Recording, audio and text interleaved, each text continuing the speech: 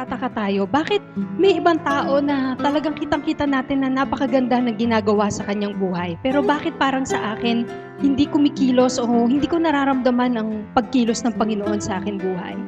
Maybe, kailangan natin tanungin yung ating sarili, gaano ba talaga tayo naniniwala sa ating Panginoon at sa kayang gawin ng Panginoon sa bawat isa sa atin. Alam niyo, ang iglesyang ito, this coming year ay mag-aabot na po tayo ng 24 years. Wow, tignan niyo po yung katabi niyo. Ilan years na siya dito? 24? 1?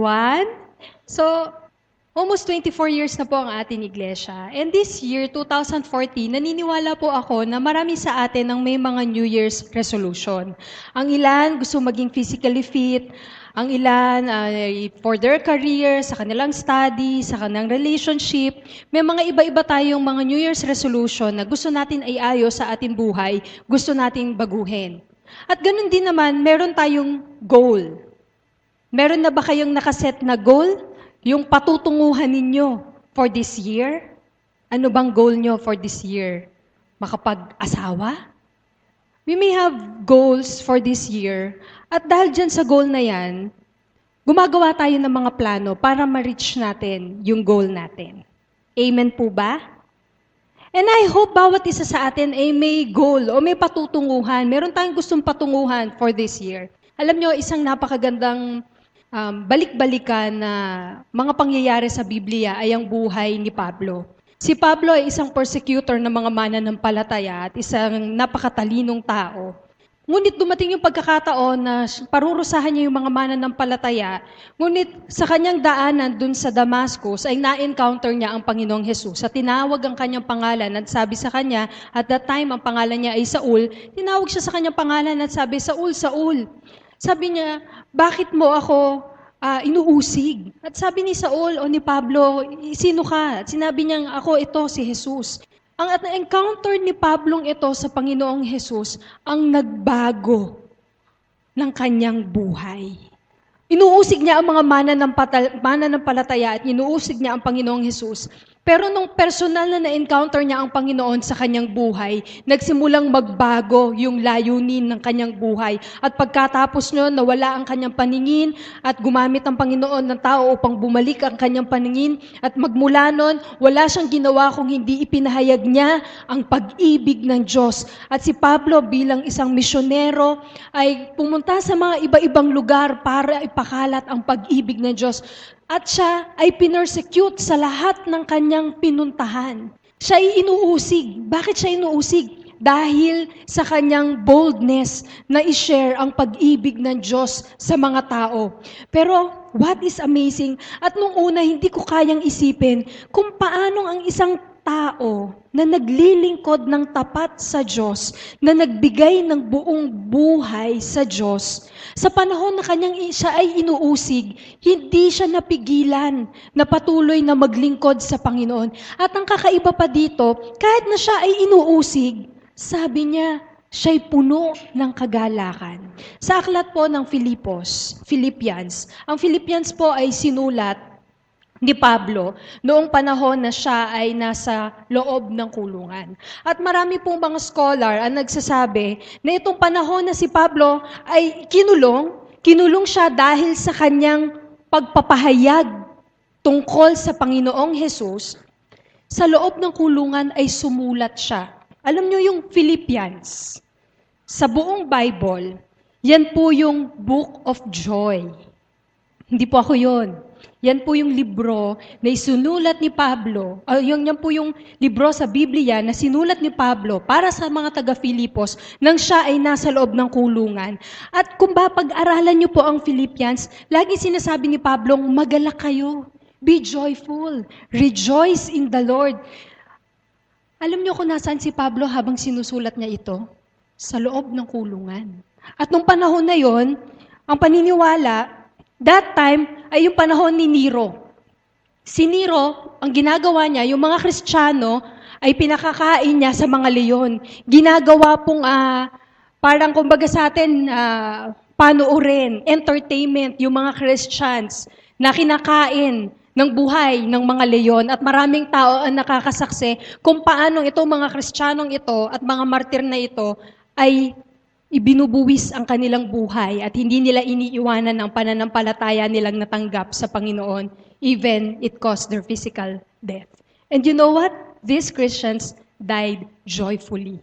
Even si Pablo na sinusulat niya ito, hindi lang sa mga leyon, pinapakain ng mga Kristiyano. Remember po, minsan na pinakita ko dito na yung mga Kristiyano ay ginagamit sa panahon ni Nero na human torches. Sila po ay during the banquet o kainan ng panahon ni Nero, yung pong mga Kristiyano ay nakapaligid doon sa buong palasyo, sila ay sinisindihan at sila ang nagsisilbing liwanag habang ang mga kasamahan ni Nero ay nagpa-party. Isipin nyo, nandun si Ate Melly, si Ate Julie, si Ate Malu. Inaapuyan po kayo, no? Para magsilbing ilaw nila. Ibig sabihin, pinapatay tayo.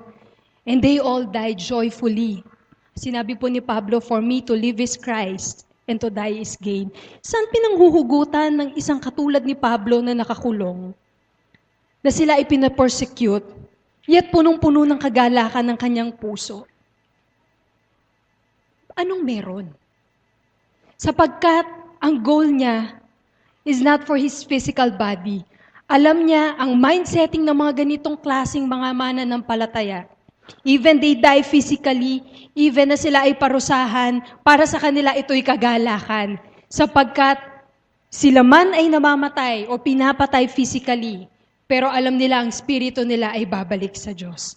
And for them, it is a success that they will be martyr sapagkat mas maraming tao ang maniniwala na si Jesus ay Panginoon sapagkat ibinigay nila ang buhay nila. At mas maraming tao nga ang naniwala. Alam niyo kung ba't po tayo nandito? Dahil sa mga unang mga mananampalataya na naging martyr, even it cost their physical death for us to know Jesus Christ. At ano po ang naging goal ni Pablo? Nung nasa loob po siya ng kulungan ay sinulat niya sa Philippians chapter 3, verse 12 to 14. Ito po yung sinabi ni Pablo, no? Not that I have already obtained all this or have already been made perfect, but I press on to take hold of that for which Christ Jesus took hold of me. Brothers, I do not consider myself yet to have taken hold of it. But one thing I do, forgetting what is behind and straining toward what is ahead. I press on toward the goal to win the prize for which God has called me heavenward in Christ Jesus. So, ang ating pong mensahe ay ating pinamagatan na press on. Diyan po sa Philippians chapter 3, ito po'y pinamagatan na pressing on. Saan? Toward the goal. Paano ba natin mararating yung dapat natin puntahan? At paano ba tayo, how can we press on? Paano ba natin tutunguhin yung ating goal? Paano ba tayo magpapatuloy hanggang sa hangganan? Katulad po ni Pablo, nung nakilala niya ang Panginoong Hesus, pinili niya na ibigay ang buhay niya, na maglingkod siya, at anong meron? Ano pinanghuhugutan? Una, dahil naranasan niya ang totoong pag-ibig. At ang source ng pag-ibig ay walang iba, kundi ang Panginoong Jesus. 2013, buong isang taon po, nagkaroon po tayo ng theme na Passion for God and compassion for people. Paulit-ulit po natin tinuturo ano ba yung pag-ibig ng Diyos. At ang pag-ibig ng Diyos ay sa pamamagitan ng Panginoong Jesus. At ang best na paulit-ulit natin pinag-aralan sa 1 Corinthians 13, na si Jesus is patient. What else? Jesus is kind. He does not envy. He does not boast. He keeps no record of wrongs. Napakarami po yan. Dinescribe kung ano ang pag-ibig. At ang pag-ibig na yan ay walang iba kung hindi ang Panginoong Jesus. Once we have really experienced the love of Christ, nagkakaroon ng ibang goal ang ating buhay. Si Pablo, ano po yung goal niya? Sabi po dito sa verse 12, his goal was to know Christ, to be like Christ, and to be all Christ had in mind for him. Ano pong ibig sabihin nito? Ang ultimate goal ni Pablo ay ang maging katulad ng Panginoong Hesukristo sa buhay at hanggang sa kamatayan. Yan pong goal ni Pablo na yan, ang nagbigay ng lahat ng energy niya, buong buhay niya, buong lakas niya, even yung kanyang pananalapi, ang kanyang hanap buhay, ibinigay niya ang lahat for that certain goal. And that goal, number 1, is to know Christ. Marami po tayo sa atin pumupunta sa church at alam natin pag-uusapan natin ng Diyos at pag-uusapan natin si Jesus. Pero alam niyo po ba, iba yung pinag-uusapan yung tungkol kay Kristo, iba yung gusto natin makilala ng personal si Kristo. Because if our goal is to know Christ, sa ating mga personal na buhay, alam niyo magiging kasunod niyan, we will aim to be like Christ. Ano ba si Kristo? Siya'y tao at siya'y Diyos. At sa pagiging tao niya, ang una-una natin makikita is humility and His compassion sa mga tao. So when we come to know Christ, isa sa mga nagiging goal natin ay yung maging katulad niya. Mari po sa atin ang nagsisimba, gumagawa ng mga kabutihan, pero nakakapagod po paminsan, di ba, pumunta ng on time sa church, mag-practice, attend ng cell group. Minsan po, may panahon na tinatamad tayo, nabobore. Kasi ang tinitignan natin at ang mindset natin dun sa ginagawa natin eh. Pero alam nyo, ibang magiging excitement at kagalakan natin kung ang pinaguhugutan natin ay yung pag-ibig natin sa Panginoon. Kapag mahal natin ang isang tao, gaano man ang isang ina ay napapagod sa paglilingkod sa kanyang pamilya, nangingibabaw yung kagalakan kasi mahal niya yung pinaglilingkuran niya, ang kanyang pamilya. When we come to know Christ and to be like Christ, to serve like Christ, hindi po yung pagod, yung sakripisyo ang mangingibabaw, kung hindi yung malalim na kagalakan and fulfillment na inilalagay sa puso natin. Sapagkat we come to know Christ and we aim to be like Christ. At kung ano man yung gusto ng Panginoong Hesukristo sa aking buhay, kahit sa una parang hindi ko maintindihan at hindi ko matanggap, pero because of knowing Christ and striving to be like Christ, maging yung mga goals natin, hindi na yung pang sarili lang natin, kundi ano ba yung gusto para sa akin ng Panginoong Hesukristo. New Life Church, sa panahon po natin ngayon, napakagandang example ni Pablo na marami sa atin may mga nakaset na goals at nawa ang maging goal natin ay katulad ni Pablo. Ano man yung humahad lang sa atin upang marating yung goal sa atin ng Panginoong Hesukristo, nawa ito ay isang tabi natin. Si Pablo, madalas niyang binibigyan ng halimbawa or metaphor yung pagiging isang athlete. Sino pong mga athlete dito? Mga volleyball, basketball, badminton, bike, mga iba-ibang mga sports at ating mga, di ba, every time na ginagawa natin sports na to, nagtitrain tayo. Minsan nasasaktan yung ating katawan to be physically fit. Tutulog tayo na maaga, kinakain natin yung dapat natin kainin. Why? Because we aim to win the game.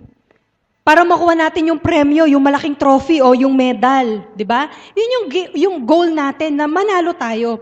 At nung sinabi ni Pablo, yung to press on toward the goal, to win the prize, sinabi ito ni Pablo na kinakailangan tayo na sinimulan na tinawag ng Panginoon at pinaranas niya yung pag-ibig niya sa atin. We set our goal. At ano yung goal natin? Na matapos natin at manalo tayo doon sa karera na ating sinisimulan. Ano po ba yung pumipigil sa atin para makita natin ano yung plano ng Diyos para sa atin? Una, gusto ko po na i-share sa inyo, after setting goal, kinakailangan mag-press on tayo. Kinakailangan magpatuloy tayo hanggang hangganan. Mga Pilipino, ang tawag sa atin ay mga ningas kugon. Sa January lang yan. February, iba na. Pagdating ng November, ala na. Diba? Asan na yung New Year's resolution? Asan na yung plans na sinet natin for our goal? Diba? Ganyan po tayo mga Pilipino. Tama ba? Madalas, meron po sa atin mga magaling lang at masipag lang sa simula. Remember the word ni Pablo. Sabi po ni Pablo, tapat ang tumawag sa inyo at kasama natin ang Panginoon hanggang katapusan sapagkat nais niya na matapos natin ano man yung pagtawag sa atin ng Panginoon. We should press on. Kailangan magpatuloy tayo hanggang hangganan. Tungo dun sa hangganan. Saan ba tayo nagpe-press on? Doon sa finish line. Ang sabi ni Pablo, para sa mga athlete, kailangan marating mo yung finish line. Kailangan nga mauna ka eh. But in this case, hindi niya sinabing mauna. Kinakailangan magpatuloy tayo hanggang hangganan. At paano tayo magpapatuloy? Una, we should forget the past. Limutin yung nakaraan. Si Pablo, he have all the reasons to forget the past. Una, kung paanong yung mga tao na bumato kay Stephen, the first Christian martyr, ay namatay. Nilimot ni Pablo yung mga tao na ito na pumatay kay Stephen dahil sa shinare niya si Jesus. At ginamit pa niya ang sarili niya upang muling ipakita sa mga tao na si Jesus ang tagapagligtas. For the past years, ano ba yung mga naranasan natin? Ano ba yung nagawa natin na pinagsisisihan natin o nahihiya tayo, ba't ko nagawa yun? Diba? We must forget the past. Kasi yung pong nakaraan, nakahihiyan na ginawa natin, yung failure para sa akin, o nakakahiyang desisyon na ginawa ko, sabi po dito, forget the past. Kinakailangan hindi tayo mabuhay sa tensyon ngayon na kung saan lagi natin naiisip yung nakaraan. Natatakot ako, baka mangyari na naman yung nangyari sa akin nung nakaraan. Why? We must forget the past. Sapagkat ang pag-asa natin ay walang iba kung hindi ang Panginoon Hesukristo. Forget the past at look on to Jesus because our hope is in Christ. Siya yung nag-aalis ng guilt. Ano man yung maling ginawa natin, ano man yung pagkukulang natin, ano man yung unfaithfulness natin, sabi ng Diyos, forget the past. Tumingin ka sa akin. At kasama natin ng Diyos at tutulungan na tayo so that we will not dwell on the past. Kung hindi, anong dapat natin gawin? Matuto tayo. Ano ba yung gusto? Ano ba yung nilalaman ng isip ng Diyos para sa akin? Ano ba yung gustong klaseng relasyon na gusto ng Diyos sa akin? At kung marirealize natin, bakit sinasabi sa atin to forget the past, do not dwell on the past, at tumingin tayo ng punong-puno ng pag-asa sa Panginoong Hesus, sapagkat we must realize, ano man ang nagawa natin ng nakaraan, kung tayo ay may puso na nagpapakumbaba at humihingi ng kapatawaran sa Panginoon, God is faithful.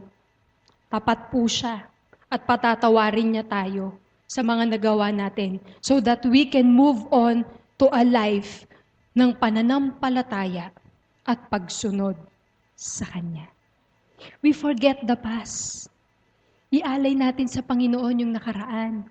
Siya yung punong-puno ng biyaya na nagpapatawad sa atin sapagkat ang gusto niya, manampalataya tayo, sumunod sa Kanya, at makita natin yung buhay na punong-puno ng kagandahan, na punong-puno ng meaning because our hope is in Christ.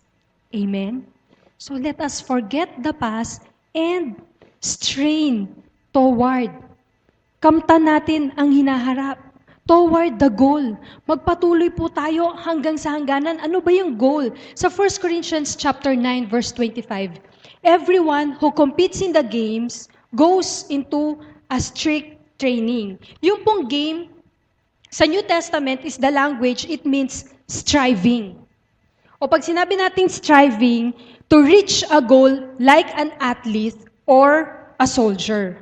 So yung ultimate na goal ni Pablo ay ang makiisa kay Hesukristo sa kanyang kamatayan at sa kanyang muling buhay. Doon po sa Philippians chapter 3 verse 10. Si Pablo po, bago niya sabihin yung to press on toward the goal, ito yung previous na verse na sinulat niya. Sabi niya, I want to know Christ and the power of His resurrection and the fellowship of His sufferings, becoming like Him in His death, To know Christ and the power of His resurrection. Ang ibig sabihin po na ito, hindi lamang natin alamin na si Jesus yung tagapagligtas natin. Marami pong mga tao pag mamamatay na magpatawag kayo ng pare, magpatawag kayo ng pastor kasi baka mapunta yan sa impyerno. Kinakailangan maligtas yan.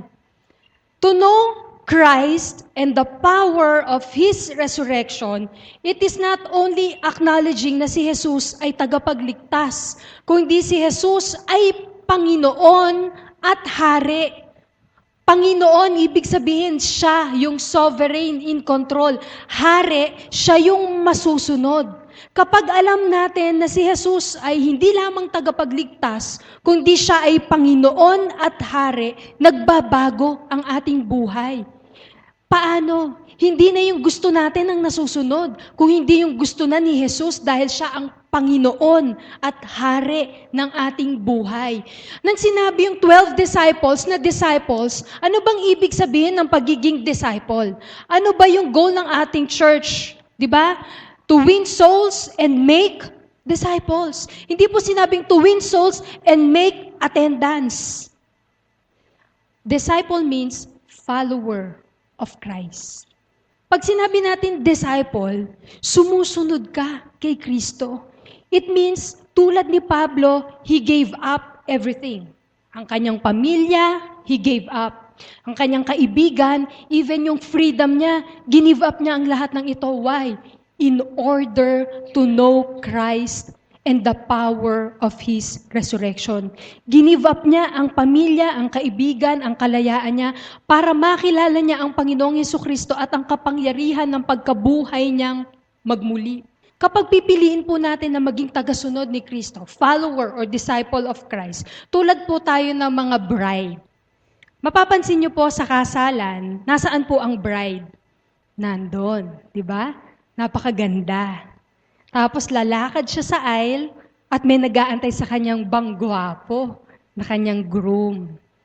When we choose to be a follower of Christ, kahit lalaki ka at babae, lahat tayo ay nanintulad sa isang bride na lalakad at ang nag-aantay, ang groom, ang Panginoong Jesus, na tayo'y ikakasal sa Kanya at tayo'y kaisa niya. Ibig sabihin, when we became follower of Christ, hindi na ito tungkol sa asawa ko at sa akin, kundi ako, ang asawa ko, at si Jesus. Hindi na ito tungkol sa akin at pamilya ko, kundi ang pamilya ko at si Jesus. Hindi na ito tungkol sa aking ambisyon, kundi ako at si Jesus. Madalas ko pong nabibigay halimbawa sa mga wedding ceremony. Kung gusto niyo tumatag ang inyong pag-aasawa or relationship niyo in marriage, the key is Jesus Christ. Si lalaki, kahit na narinig niyo uulitin ko ulit. Si lalaki at si babae, magkaiba po yan. Pero sa wedding, sa marriage, pinag-iisa sila.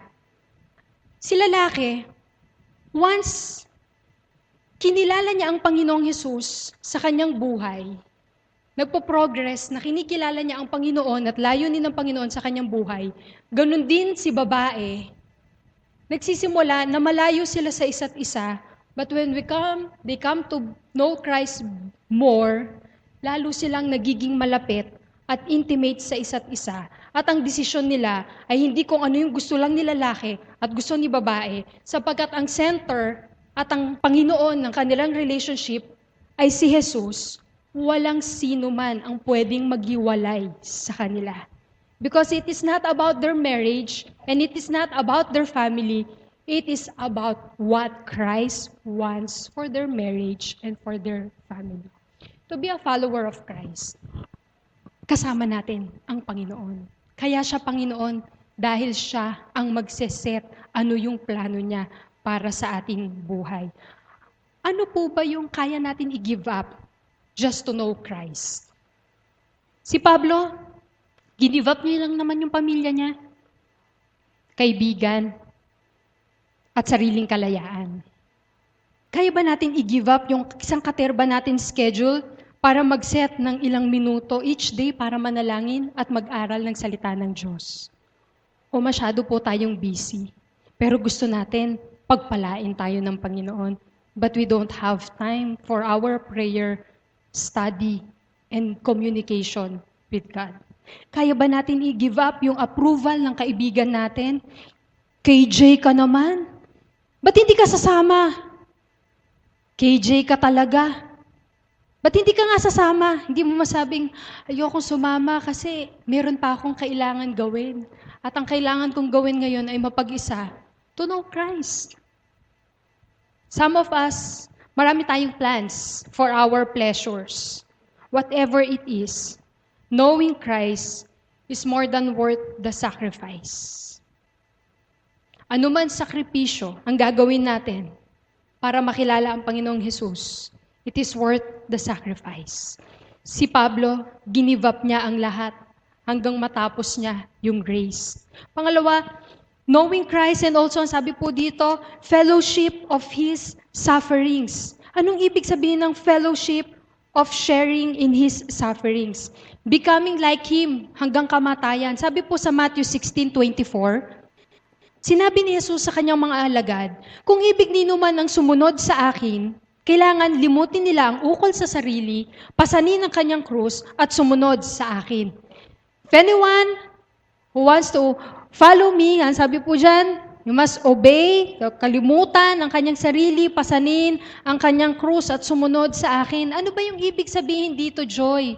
Pastora, nung limutin ang tungkol sa sarili, pasanin ang krus. So papasan din tayo ng krus katulad ni Kristo at susunod sa Kanya. Alam nyo, para buuin yung talatang ito, it means iwanan na natin yung pagiging makasarili natin. At i-embrace natin yung pagiging Panginoon ni Kristo at maging willing tayo na mabuhay kung anong klaseng buhay ang gusto niyang ibigay sa atin. Yung buhay natin ay hindi lang natin nagiging buhay. Christ's life becomes our life. Ano yung pinipili ng Panginoon para sa atin? Yun din yung pipiliin natin. Ano yung desire ng Panginoon para sa'yo? Yun din yung desire mo. Ano yung passions ng Diyos? Ano yung mga iniibig ng Panginoong Yesus? Nagsisimula na yun din ang ibigin mo. Pinilit po ni Pablo na sabihin yung mga converts at that time na maging tulad ng mga athlete. You should train and strive for excellence. Why? Because after the training and striving for excellence, may nag-aantay. Reward.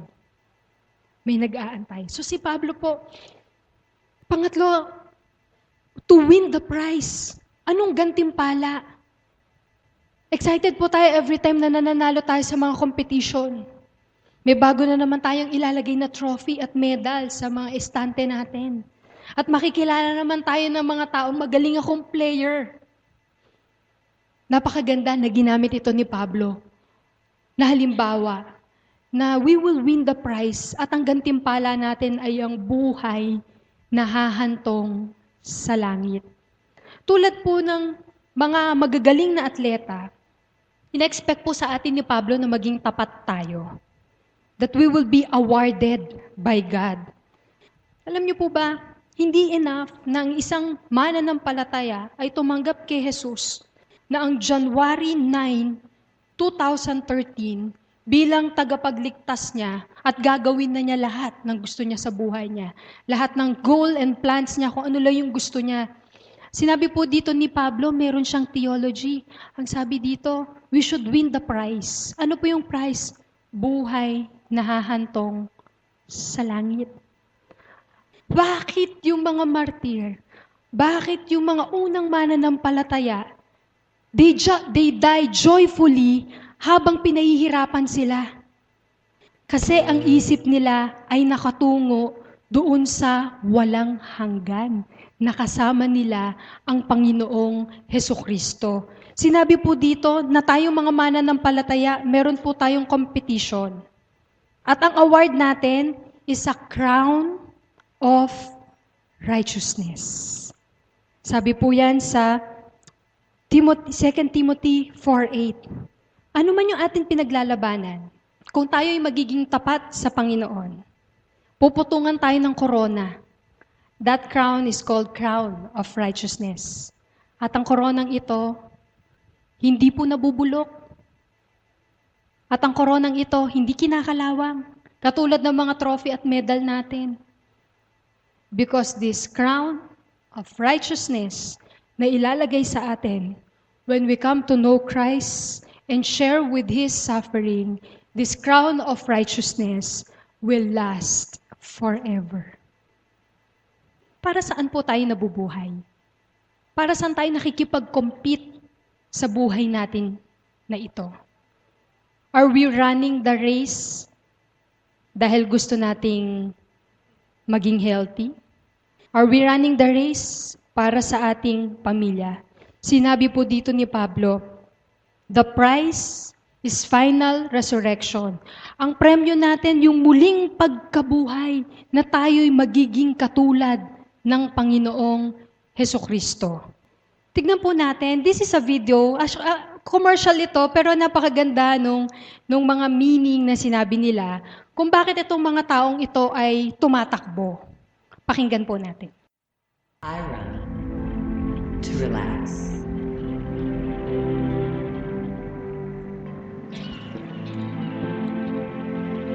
I run to be in the best shape of my life. I run to forget about my final exam. And my boss. I run for my health. I run because they said I never would again.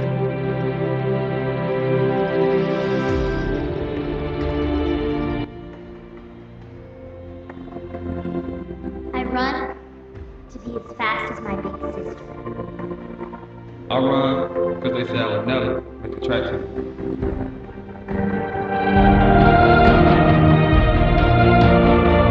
I run for my best friend. I run for a change of scenery. I run to win. I run for the challenge. I run to go pro. I run for inspiration.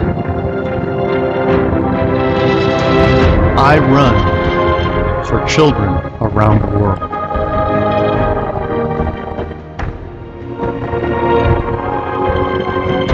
I run. I run. I run for Team World Vision. So makikita po natin may iba-ibang dahilan kung bakit sila tumatakbo. As we set our goal for 2014, if our goal is to know Christ, to share with His suffering, we will win the prize. Kasama na po dyan, we run for our loved one. We run for our enemy. We will run this life for people whom Jesus loves. And as we set our goal for 2014, nawa katulad po tayo ni Pablo, his goal is to know Christ, to be like Christ, at kung ano man yung gusto ni Kristo para sa kanyang buhay, binigay niya ang kanyang lahat ng energy. He gave up everything for that goal, and that goal is to be with Christ. So we should press on. Huwag po tayong tumigil. Patuloy po natin pagsumikap na kamtan ano man yung nakalaan para sa atin. Let us forget the past. Yung mga pagkakamali natin. At tumungo po tayo doon sa hangganan. That is to win the prize. That prize is to be with Christ. Church, for 2014, we should go and make disciples. Maraming taon na, 24 years na. Paulit-ulit na natin naririnig ang Panginoon tungkol sa Kanya. Lagi nga sinasabi sa akin ng daddy, ayoko na mag-preach sa tayuman. Pinreach ko na lahat, naubusan na ako ng sermon. Naubusan na po yung sermon yung pastor ninyo, pero ganun pa rin ang buhay. Because it is your life. It is your choice on how you would want to know Christ. to have fellowship with Him, at i-aim natin that we win the race. Ano bang magpapapigil sa atin sa karerang ito? Anong pumipigil sa atin? Yun ba yung pleasures? Yung sports? Yun ba yung pamilya natin? Ang pumipigil sa atin? Naalala ko po yung isang story. Very short na lang po ito. Isang story ng mag-asawa na naglingkod sa loob ng iglesia. And after certain years, they receive a vision from God at ang sabi sa kanila ng Diyos, kailangan nilang pumunta sa isang bansa na kung saan magmi-minister sila as missionary. At nakita nung pastor, yung tong mag-asawang ito, after ilan years, kamusta na yung naging vision na ibinigay sa inyo ng Lord? Nagpatuloy ba yung missions ninyo sa bansang ito na binigay sa inyo ng Lord? Ang sabi po ng mag-asawa, hindi. Kasi nagkaapo na kami. Yung apo namin, kailangan namin alagaan sapagkat kailangan lumaki sila ng maayos. But they receive vision from God, pero hindi nila ginawa. Sayang. Hindi ba sana tulad ng mga disciples, yung extreme na pamumuhay nila ay nag-result sa extreme na mga kahanga-hangang himala na ginawa ng Diyos on how God will provide, will sustain, and will bless us if our goal is to know Christ, to have faith, and to obey Him. Mga kapatid, I challenge everyone, lalo na po kung masyado kayong organized. Manalangin po kayo. Ask God na bigyan niya kayo ng vision. Ano ba yung gusto niya para sa iyong buhay? Why are you running this life, this race? And as you come to God in prayer, maaari po kayong mag-fasting. Hindi kayo magfa-fasting dahil gusto nyong sundin ng Diyos ang panalangin nyo. You will pray and you will fast because you will seek kung ano yung gusto ng Panginoon para sa inyong buhay. And allow God sa mga darating na araw na mangusap sa inyo to set your goal for 2014. This church goal is time for us to harvest. It's time for you na umalis dyan sa inuupuan mo and tell this community na mahal sila ng Panginoon. No matter how much you will be persecuted, lalo na sa pamilya mo, tell them that God loves them. Give them time. I-treasure natin sila. And if God is telling you na umalis ka sa pamilya mo at mangaral ka para sa mga hindi mo kapamilya, God will sustain you. Tayo po'y manalangin. Lord, tinataas ko po sa iyo ang iglesyang ito. Your vision for this church for 2014, na bawat isa po sa amin ay kabahagi, na gagamitin mo kami upang ipaalam sa mundong ito na ikaw, Jesus, ay hindi lamang tagapagligtas, kundi ikaw ang Panginoon, ikaw ang Hari, ikaw ang tunay na Ama, at ikaw ang aming kaibigan. Lord, dalangin ko po na mangusap ka sa bawat isang anak mo na naririto. That 2014, nagpre-prepare ka ng daanan doon sa ilang. Even in the desert, Lord, magbibigay ka ng river for us na isustain mo ang bawat isa sa amin. Lord, forgive us of our past mistakes, failures, and unfaithfulness. Gusto ka pa namin makilala. Open our spiritual eyes that we may come to know you more. Our ears to hear from you, that we will set our goal for this year. Hindi yung gusto namin, kundi yung gusto mo para sa akin, sa aking pamilya, sa aking career, sa aking love life, saan man to, Panginoon, in my ministry, where you are preparing me. Lord, I want to know what is your will for my life. Lord, give us the desire na mamuhay ayon sa iyong dakilang kalooban. Sapagkat alam namin, Panginoon, kung mananatili kami sa iyo, kailanman ay hindi kami magkukulang. Kailanman ay hindi mo kami pababayaan. Bless your people. Bless this church. And may we be a blessing sa iyo, Panginoong Jesus. Ito po ang aming panalangin. In Jesus' name, amen.